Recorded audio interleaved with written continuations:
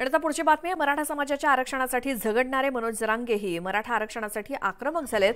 काहीही झालं तरी मराठा समाजाला ओबीसी प्रवर्गातून आरक्षण मिळवूनच देणार अशी त्यांची भूमिका आहे. दरम्यान त्यांनी राज्यात काही ठिकाणी मुस्लिम समाजाच्याही कुणबी म्हणून नोंदी सापडल्या आहेत. त्यामुळे आता मुस्लिमांना सुद्धा ओबीसी प्रवर्गातून आरक्षण द्यावं अशी मागणी केली. पुणे आंदोलन केलं म्हणून नोंदी थांबवणार का असा सवाल त्यांनी सरकारला विचारला.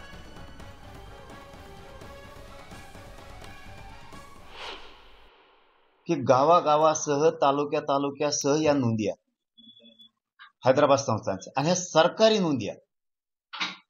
या देशात आणि या राज्यात कोणाच्याही सरकारी नोंदी नाहीयेत, तरी त्यांना आरक्षण आहे. मराठ्यांना आरक्षण सरकारी नोंदी आहेत ते देणं या 13 तारखेच्या आत बंधनकारक, ही शब्द मी सरकारसाठी वापरतोय. तुम्हाला बंधनकारक.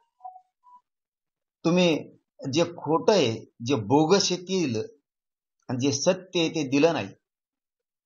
त्यामुळे तुम्हाला माझे हात जोडून विनंती आहे, या प्रेसच्या माध्यमातून आपण खूपच स्पष्टपणानं सरकार म्हणून बोलणं आता गरजेचं.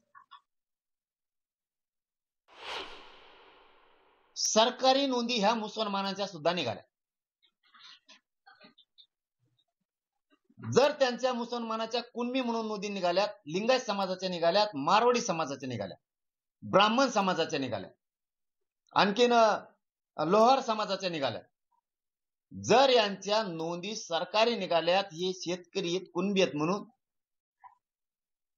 तर मुस्लिमांना सुद्धा ओबीसीतूनच आरक्षण दिलं पाहिजे. त्यांच्यावर सुद्धा अन्याय नाही झाला पाहिजे. जे कायद्याने बोलायचं ना तुम्हाला आता, तर आता कायद्याने बोला. त्याच्यात 500 पटेलांचं नाव सांगतो, त्यांची कुणबी म्हणून नोंद निघाली. एकच नाव सांगतो.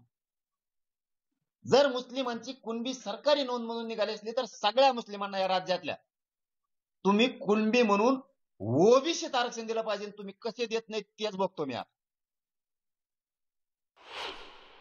सगळे सोयऱ्यांची अंमलबजावणी आमच्या व्याख्याप्रमाणे देता येत असली तर द्या, कारण त्या सगळ्या सोयऱ्याच्या अंमलबजावणीच्या गुलालाचा वाशीतला अपमान होऊ देऊ नका. जर सगळ्या सोयऱ्याच्या अंमलबजावणीची आमच्याप्रमाणे व्याख्या नाही केली, तर वाशीतल्या गुलालाचा अपमान करू नका. विधानसभेला तुमच्यावर गुलाल रुसल, लक्षात ठेवा.